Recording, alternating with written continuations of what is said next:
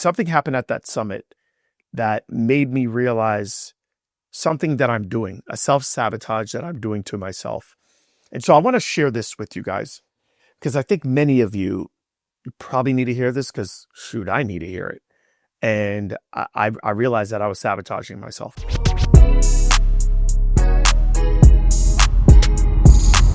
This is Secrets for Success. Welcome to the Secrets for Success podcast. I'm your host, Greg Todd. Thank you, as always, for joining me. Today, I want to share with you all something that I think you probably don't think I struggle with. And you're like, only you struggle with it? I struggle with it too. And that's what we're going to talk about in today's podcast. So I just finished a summit this past Saturday, January 24th. I did our first summit of the year. I plan on doing 12 summits this year, one every single month. I just did our first one, and it was a success. And something happened at that summit that made me realize something that I'm doing, a self-sabotage that I'm doing to myself. And so I want to share this with you guys because I think many of you probably need to hear this because, shoot, I need to hear it. And I realized that I was sabotaging myself. So here's basically, I want to kind of set it up for you all on why I believe this is so important. So number one, in December, I took my staff to Salt Lake City, Utah. One of our team members lives out there. Everybody else lives in Florida. I said, all right, why don't we come to you this time? So we went to her and we had our end of the year, not only retreat, but really planning for 2026. And in the planning for 2026, I decided, like, I know what my strengths are. And my strengths are doing one-to-many presentations. And that's the way that we bring people into our smart success healthcare ecosystem, whether it's the virtual services, it's the software, it's consulting and coaching with me. We do that primarily through events. Like, that's basically our business model, right? Okay, one-to-many there, and then we do one-to-many fulfillment. Okay, so I said, you know what? I'm going to do 12 summits this year, but I'm also going to do 36 webinars, right? And I just feel like those things I love, those things I'm really good at. And I decided, okay, I'm going to do this, right? And we decided on that. And this is close to the beginning of December.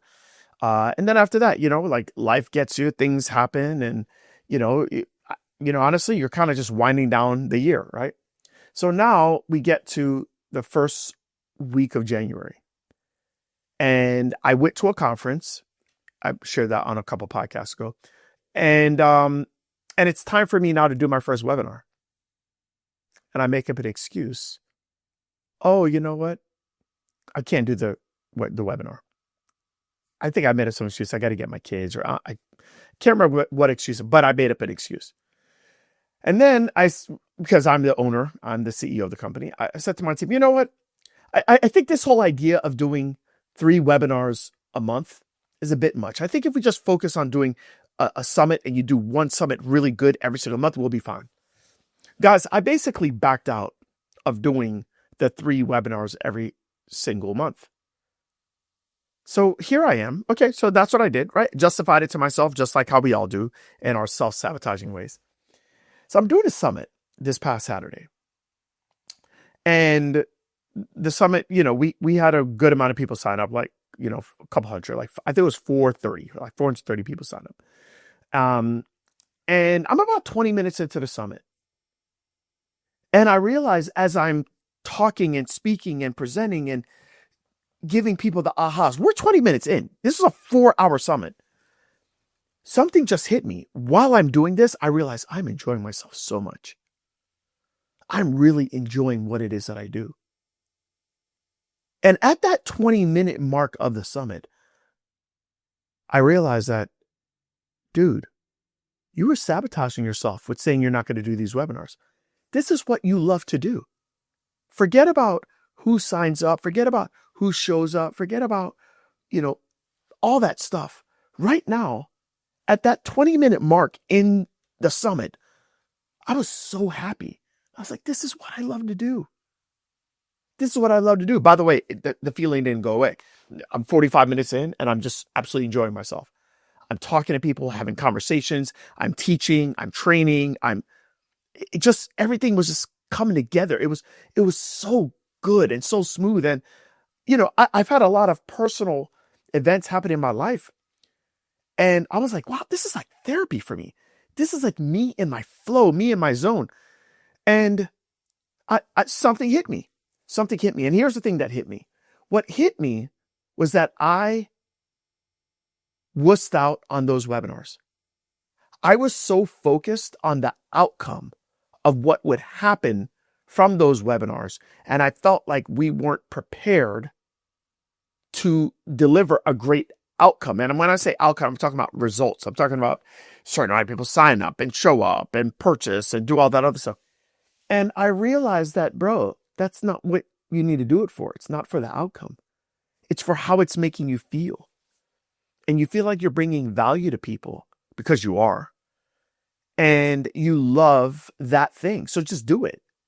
Do it regardless of if anybody shows up, whether it's 2 people show up or 200 people show up, or it shouldn't matter. And guys, I just feel like I need to tell you that because I did the summit. I finished it. It was 4 hours. Took my kids out. We went out for dinner after that. And this morning at 5 a.m., I woke up and I was like, oh my gosh, you know what? I'm going to do those webinars. I'm going to start doing those webinars, not because of any monetary thing. It's because when I do what I do with you guys, I enjoy it. And it's important that you find fulfillment and enjoyment in your work. And I realize that a lot of people don't have that, but I have that. And I should focus more on the fulfillment and the enjoyment of the work versus focusing on the outcome of me producing in the work. Like when you are an entrepreneur, and I know one of my commandments is we're results driven. Yeah, you want to get great results, but also it's in your best interest to enjoy your work. And if you're enjoying your work, what's the big deal if you get the outcome or not get the outcome? I understand we all got to eat and we all got to, do our thing, but I don't know. Something just hit me. And I realized that I'm doing these webinars for people, but I'm doing it for me. It's because this is something that I realize I'm very gifted at, something I'm very good at, something I've worked really hard for, and I'm enjoying it. So I was like, I'm going to do it. I don't know what that means to you, but I feel like it does mean something though. And I feel like this might have been something that you need to hear.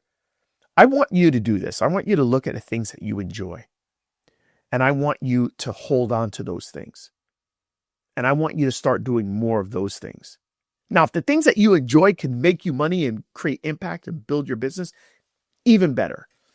And if they can't, I don't know, maybe you can find a way to make it impact your business and help you in whatever mission you're doing. But but even if you can't pull that off, I just think it's important for you to do things that you enjoy. Like you deserve it. You deserve to do that. I believe God has given us some unique gifts, each of us, different gifts, but unique gifts nonetheless. And I think it's in our best interest for us to use those gifts to our advantage and to capitalize off of those gifts. And when I say capitalize, it means just do the thing you're gifted at because you know you're good at it and you enjoy it. Anyways, I hope that helps you. Hope that serves you. I love you guys. Till next time.